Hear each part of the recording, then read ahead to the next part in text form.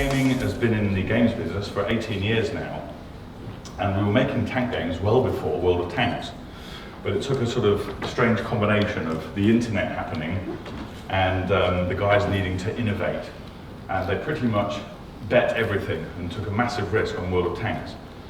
The idea of a tank MMO, that's a massive multiplayer online game, you know, was unfathomable by most people. And indeed, they did pitch it to most of the biggest publishers, and they all said, no, you're fools, it'll never work. Of course, we had the last laugh.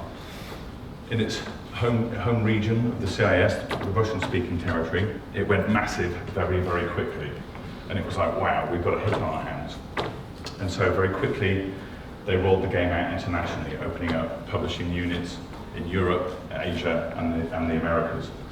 We are now publishing World of Tanks on multiple formats, PC, console, and mobile. So no matter who you are, where you are, and what your device is, you can play it. We love tanks. The fact that it came from a small group of entrepreneurs from Minsk in Belarus may be interesting to some people or remarkable to others. It's a function of history and geography. If you look at a map of Europe, which I know a lot of us do because we like maps as well as tanks, you'll see that Minsk just happens to be on the way between Berlin and Warsaw and then Moscow. And so, unfortunately, between about 41 and 43, there was a lot of fairly serious tank action going on as the Eastern Front sort of toggled between East and West.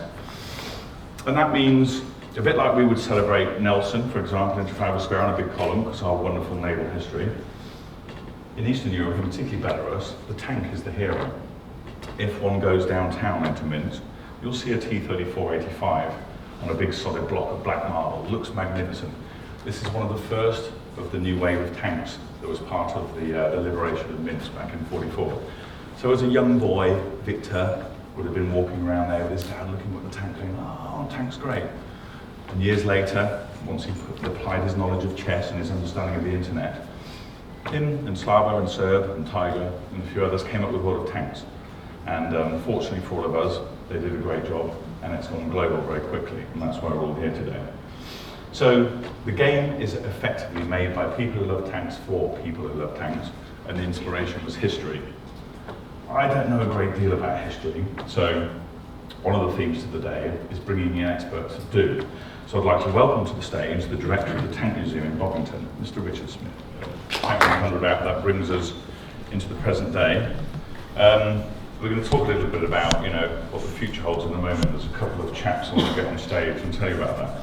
I just want to let you know about an overarching initiative that is now trickling down from the corridors of power in head office in Wargaming and basically becoming the new mantra for all of us. And that's two words, happy players. Gone are the days of finishing the product, sticking it in a box, lobbing it in the shops, and then moving on. Because of the internet, everything is real time now, and we can update the game in real time. And the most important people in that mix are the people that are playing the games, our players. So happy players is effectively the new corporate strategy for Wargaming. That means a number of things. In World of Tanks, for example, we have a sandbox mode, which we can basically offer to players in a closed environment and allow them to test new features. That gets us feedback very quickly from opinionated and expert players. They'll let us know if it's any good or not, and they do. Also, early access. This is not just something for World of Tanks, but all of our products now. Basically, the sooner that you invite feedback, the better. You know, developers are like artists. They're quite precious about the things they're working on. And they don't want to show them and share them until they're perfect. In software, things are never perfect. There'll always be a few bugs in there.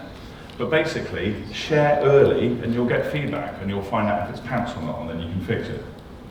Short-term development cycles as well is another way of guaranteeing happy players. Whipping things through quicker in order to get them out for testing and feedback is another philosophy that we brought in. It's not just in the studio and in the game though, it's about getting feedback in real time, or what we call offline events.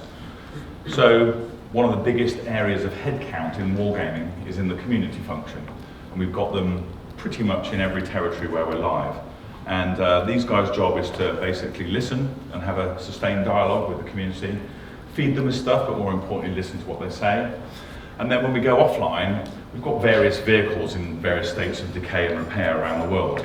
In America, they've got an old Humvee and it drives around, breaks down regularly, but it turns up to old active military bases and let the troops play the game.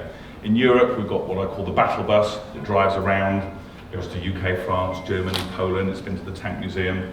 It rolls up, the sides fall down, the game's available, the stairs drop out the back, the punters queue up, they play the game, and then they get a t-shirt. I've never seen such passion for t-shirts, apart from in the World Tanks community. As long as they get the shirt, they're happy. But again, we hang out with players, they get some swag, but they tell us what they think, and that all goes into the idea hopper, and eventually it gets done.